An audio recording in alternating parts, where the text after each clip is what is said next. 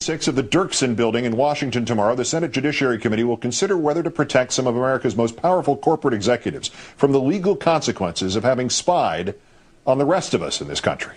And on our third story tonight, an AT&T whistleblower today told members of Congress much more than that is at stake with the secret crimes that took place at room 641A of AT&T's Folsom Street facility in San Francisco and potentially at others across the country.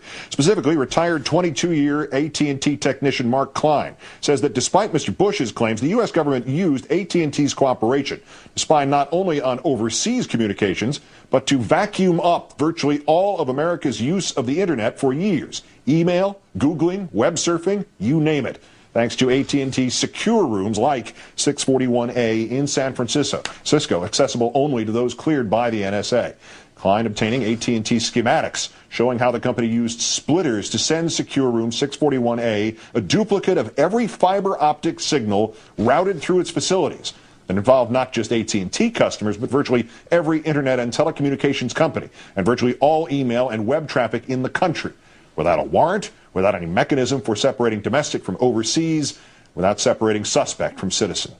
We welcome now former AT&T technician Mark Klein, whose documentation and claims are now part of a class action lawsuit against AT&T, one of 38 telecom spy lawsuits. AT&T so far declining to comment on the specifics of these allegations. Mr. Klein, great, thanks for speaking out tonight. Thanks for inviting me. The Senate is considering granting the telecom executives immunity. You lobbied Congress today not to do so. How come? Well, if they give them immunity, it would probably shut down the lawsuit that I'm a witness for, and then the American people won't find out what's really going on. And so that's why I'm here, to stop immunity. Congress should let the judicial process go forward. Two-parter here. First, can you explain to those of us who can use the internet but would not be able to tell the difference between its physical form and, a box full of guitar strings, exactly what happened in that secure room or secret room, 641A? I don't know what goes on in the secret room because I didn't have security clearance, but I know what went on outside because my job, I worked in the internet room. My job was to connect circuits into the splitter device, which was hardwired to the secret room.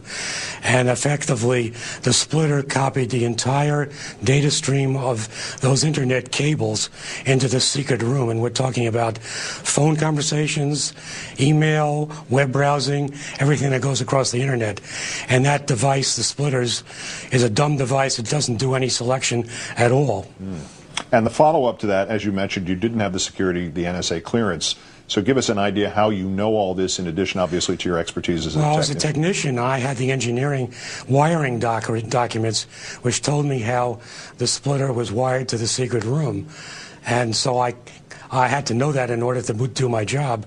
And so I know that whatever went across those cables was copied in the entire data stream was copied into the secret room.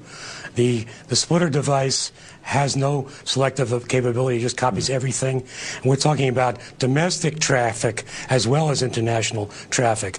And that's what got me upset to begin with. Yeah, I was just going to say, Mr. Klein, this huge distinction the White House made when all this was first revealed, what its defenders still say, oh, we're just intercepting international communications, no domestic communications were affected. I'm taking you don't buy that in the slightest. No, I know that wasn't true. And that's what got me going in December '05 when the New York Times revealed this, and then the administration came back, the president himself and his various cabinet people trying to argue, and they still do, that it's just international communications. It just affects a handful of people who are making phone calls to the Middle East. And I know the physical equipment, and I know that statement is not true.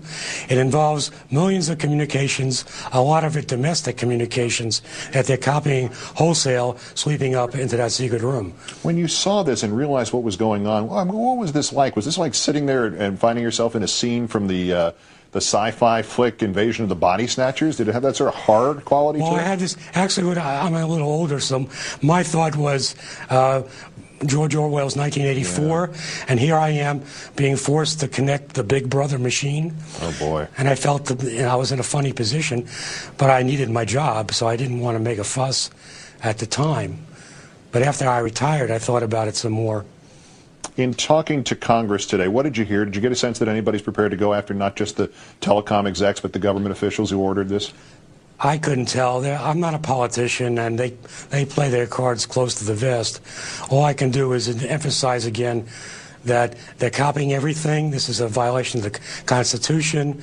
It's domestic traffic. It's phone calls as well as email. And something should be done to stop it. And Congress should not kill the judicial process. The nice thing is that if there is anything that's going to stop it, it's going to be because people like you have the courage to do something about it. Mark Klein, formerly of AT&T, great thanks for joining us, and great thanks for what you're doing, truly. Thank you.